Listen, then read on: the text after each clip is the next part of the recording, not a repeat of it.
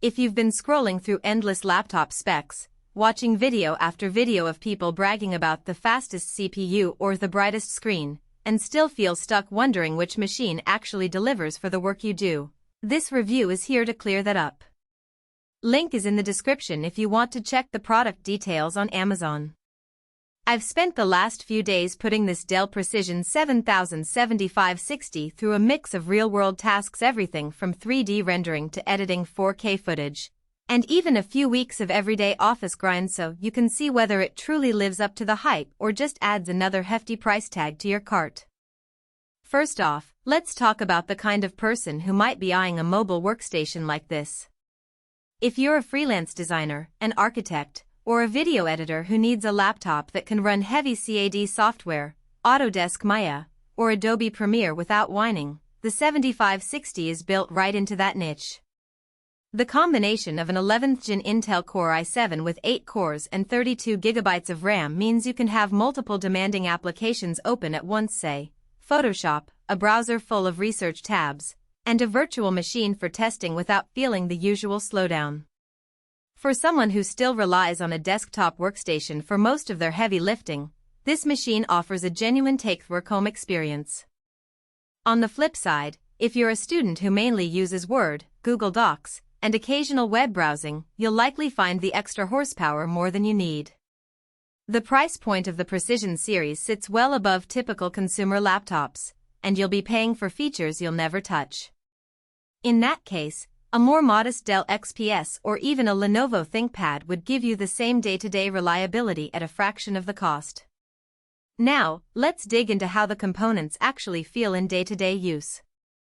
The 15.6-inch Full HD display is crisp enough for photo editing, but it's not a 4K panel, so if your workflow depends on pixel-perfect color accuracy, you may want to bring an external monitor.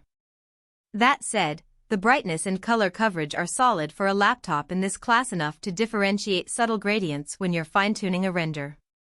The screen's anti-glare coating does a decent job in bright office lighting, though you'll still notice a faint washout under direct sunlight. The discrete NVIDIA T1200 graphics card with up to 4 GB of VRAM is the real workhorse for visual applications. In my tests with a mid-size 3D model in Blender, render times dropped by roughly 30% compared to using the integrated GPU alone. When I opened a 4K Premiere Pro timeline, the GPU handled the playback smoothly, and the software barely hiccuped when I toggled between layers. For CAD users, loading a complex revit file that usually takes a minute on a standard laptop loaded in under 20 seconds.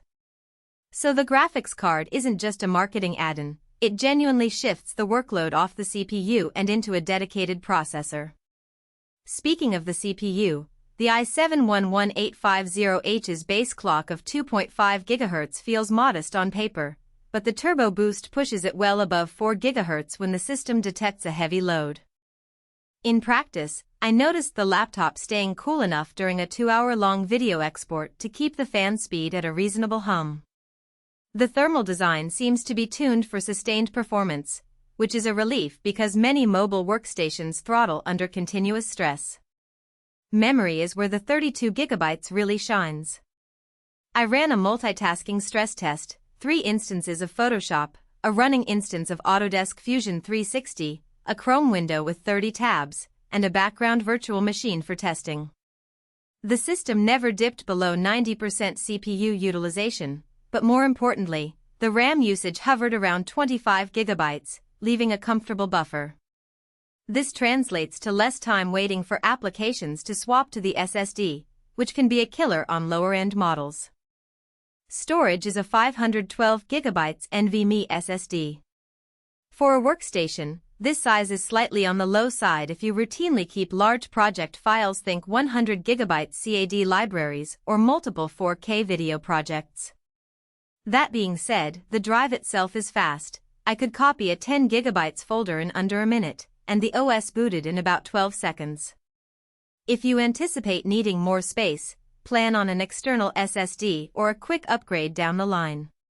One practical trade-off worth noting is the laptop's weight and battery life. At just over 5 pounds, it's definitely portable but not featherlight. Carrying it around all day feels normal for a workstation, yet you'll notice the heft compared to ultra-portables. Battery life is realistic, roughly 5 hours of mixed usage email, light browsing, and occasional editing. If you're planning long trips where you can't plug in, you'll need that external battery pack or a spare charger. Now, what about the software side?